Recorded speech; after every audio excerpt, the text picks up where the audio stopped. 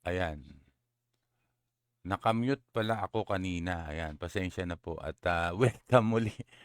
Ay, na hindi ko napansin, ano? Tinesting ko lang dito sa ating audio. Ayan. Welcome muli sa ating Kuya JFB Live Podcast dito sa FB at maraming salamat sa lahat ng maraming salamat sa lahat ng nakinig ng ating last episode at meron din tayong TikTok at YouTube. Ayan. Pagkatapos nating mag-live, ina-upload natin doon. At sa ating FB wall, meron tayong mga post din dyan. Pwede nyo i-share, i-like, at pwede rin kayong mag-comment. At bago tayo mag-start, i-shoutout ko lang yung aking tiyahin na palaging nag-share at nagpo-post at nagko-comment sa ating mga videos at sa ating mga post. Si Ate Popin, ayan, magandang gabi. At ang aking mga kapatid si Jason, si Grace, at si Jocelyn. Ayan. At sa kanilang mga anak. At ngayong gabi meron na naman tayong pag-uusapang topic at sama-sama nating alamin kung ano ang gustong ituro ng ating pag-uusapan ngayong gabi. Alam niyo madalas nating marinig sa simbahan ang salitang God's unconditional love. Ayan.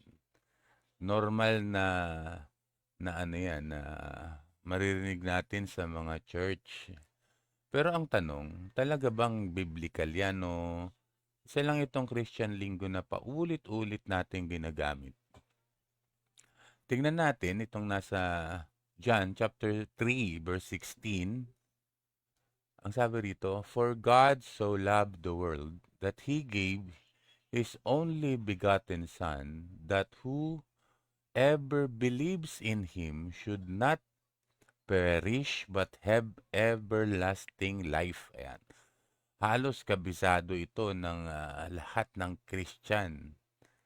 Pag sinabing Christian, ito ang go-to verse agad na ating kabisado, itong John 3:16. Pero yung tanong natin, yung pag-ibig ba ng Diyos ay conditional o unconditional? Pansinin natin yung nakalagay diyan, no? Ang sabi diyan, mapapansin natin, whoever believes in Him.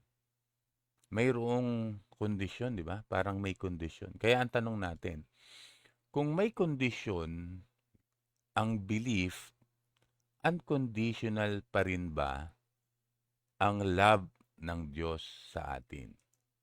Yan ang ating pag-uusapan ngayong gabi. God's love, conditional o unconditional.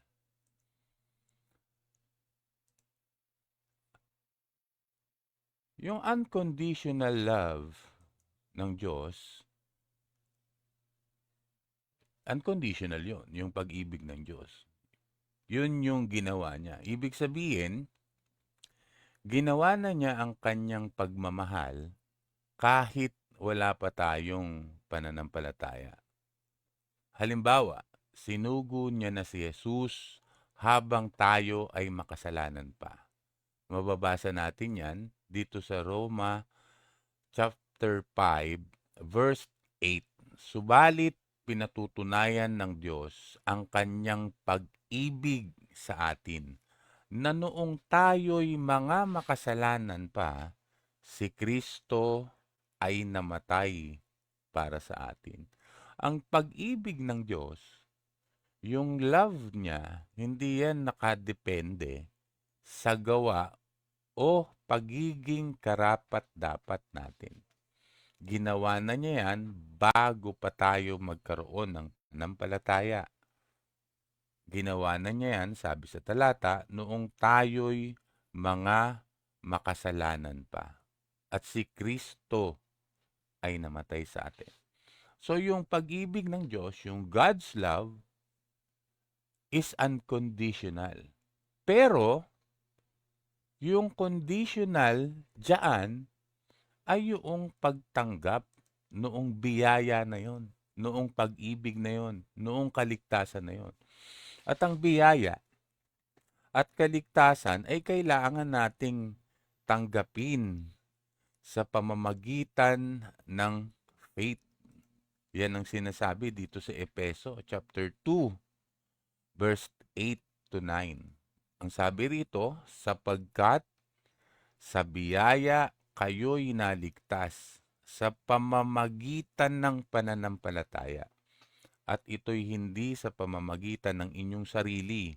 Ito'y kaloob ng Diyos. Hindi sa pamamagitan ng mga gawa upang ang sino man ay huwag magmalaki. Hindi ibig sabihin na nawala yung love. Ang tanong lang, tatanggapin mo ba ang handog niya? Parang may isang bagay na nakaprepare para sa'yo. Makukuha mo lang yon, nakaprepare na yun eh. Makukuha mo lang yun kung naniwala ka at tatanggapin mo. Tandaan natin, hindi sinugo si Jesus, hindi sinugo ng Diyos ang ating Panginoong Hesukristo dahil naniwala ka na. Sinugo niya si Jesus bago ka pa man manampalataya. Malinaw yan dito sa Romans chapter 8, di ba?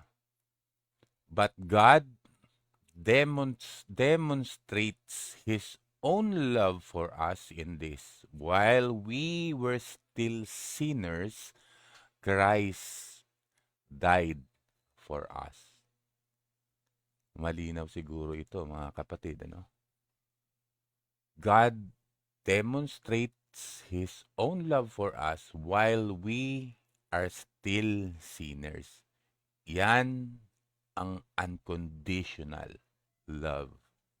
Walang ayusin mo muna yung buhay mo, maniwala ka muna, o sumunod ka muna. Habang makasalanan ka pa, ginawa na niya ito. Malinaw yan, mga kapatid. Ano? Para mas maintindihan natin, parang ganito, parang may tumawag sa akin. Sabi sa akin, Kuya Jay, pagkatapos ng kontrata mo sa Maynila, sabi nung aking pinsan na taga Bohol, kasi ako po'y sa construction, yan. Sabi niya sa akin, Kuya Jay, punta ka sa Bohol. Puntahan mo ako dito sa eksaktong lugar na ito. Pag nakita kita doon, bibigyan kita ng 50,000. Kung maniniwala ako, sasakay ako sa eroplano, pupunta ako sa Bohol, matatanggap ko yung nakaprepare na 50,000 para sa akin. Pero kung hindi ako naniniwala, hindi ako pupunta. Hindi ko makukuha yung nakahandang 50K na ibibigay sa akin. Pero nakaprepare na yun. Nakaprepare yun. Pero hindi ko tinanggap. Parang ganyan ang mabuting balitang pinag-uusapan natin ngayon. Yung provision, tapos na. Yung payment, buo na. Yung pag-ibig, nauna na. Yan ang mabuting balita ng Diyos.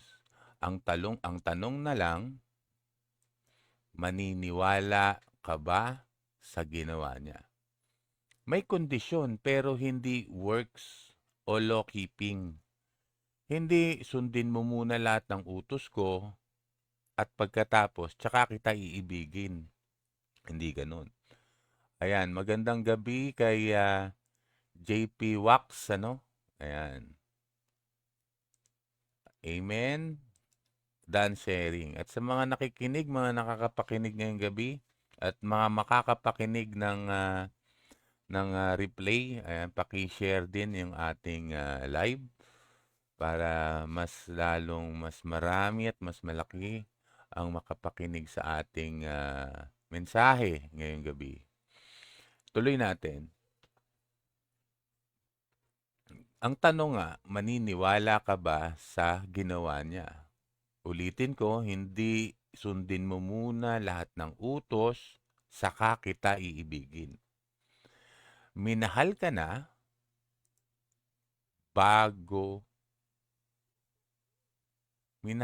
bago gawin yun. Ang tanong na lang, minahal ka na, tatanggapin mo ba?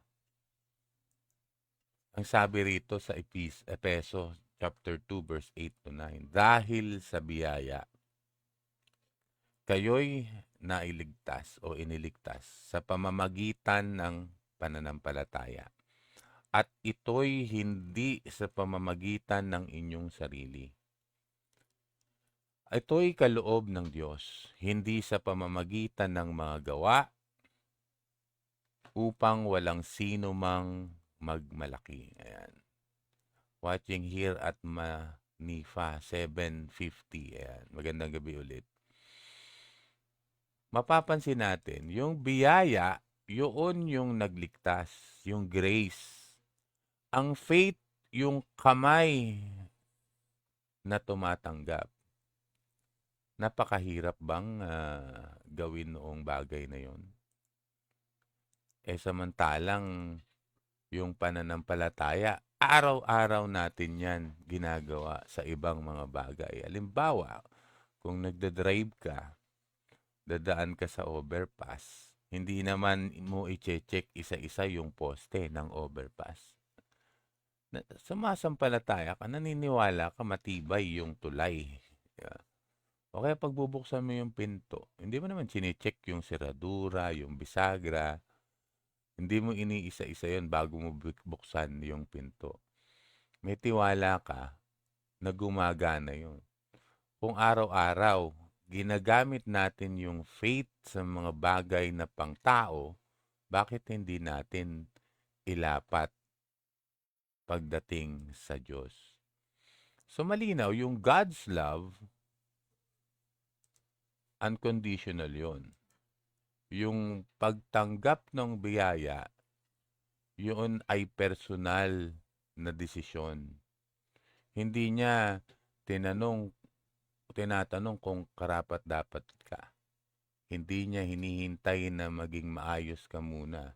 Nauna yung krus bago ang pananampalataya mo. Ang sabi dito sa John, chapter 3, verse 36, He that believeth on the Son hath everlasting life. Alam nyo, yung hath dyan, isang napaka bigat na salita. Ang ibig sabihin niyan is present possession. Hawak mo na yung everlasting life. Kung ikaw ay sumasampalataya sa anak. Ngayon, kung iniisip mo, para ba sa akin kahit marami akong kasalanan? Oo naman. Ang tanong na lang, tinatanggap ko ba ang ginawa niya sa akin? Tandaan natin, tapos na ang gawa, bayad na ang kasalanan, bukas na ang biyaya. Maniwala ka, tanggapin mo, ito ang kanyang unconditional love.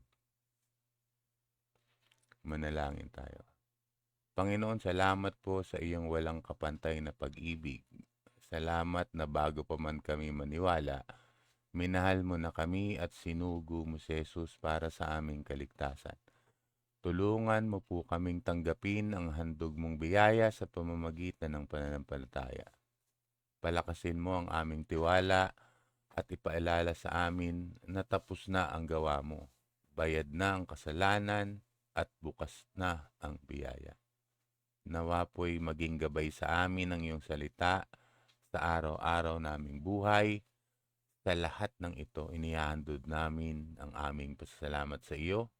Sa pangalan ni Jesus, aming tagapagligtas. Maraming salamat sa pakikinig ngayong gabi. Sana may natutunan kayo at na-inspire sa love at biyaya ng Diyos. Huwag kalimutang bumalik sa susunod nating episode. Marami pa tayong pag-uusapan na makatutulong sa ating faith journey. at maraming salamat sa lahat din na makakapakinig ng ating live sa replay. Muli, God bless us all. Ito si Kuya Jay at peace.